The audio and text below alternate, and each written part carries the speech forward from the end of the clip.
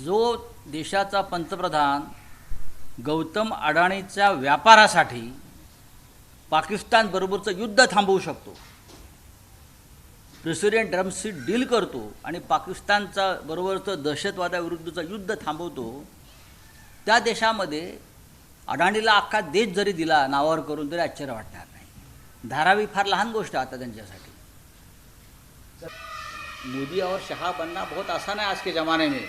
EVM hack किया, हाँ, voter list में घोटाला किया, तो मोदी और शाह बन सकते हो, आप तुरंत बन सकते हो।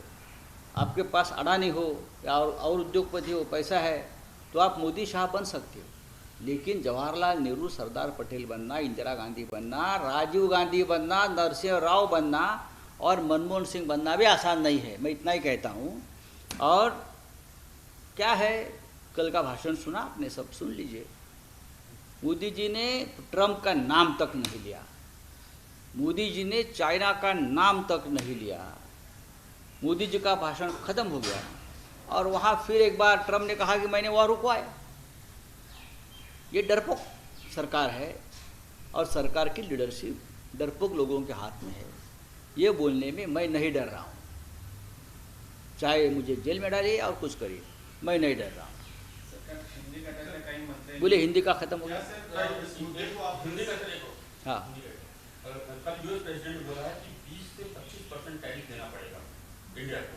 तो हम फॉरेन पॉलिसी की बीजेपी बात करती है, तो हम रिस्पॉन्ड पॉलिसी, इस देश को फॉरेन पॉलिसी नहीं है, इस देश को सिर्फ गौतम अडानी की पॉलिसी चलती है व्यापार के लिए। जिस देश का प्रधानमंत्री गौतम अडानी का व्यापार के लिए युद्ध रुकवाता है, पाकिस्तान के साथ युद्ध चल रहा है, टेररिज्म के खिलाफ युद्ध रुकवाता है, उस देश के प्रधानमंत्री से और सरकार से आप क्या उम्मीद कर सकते हो, मुझे बताइए।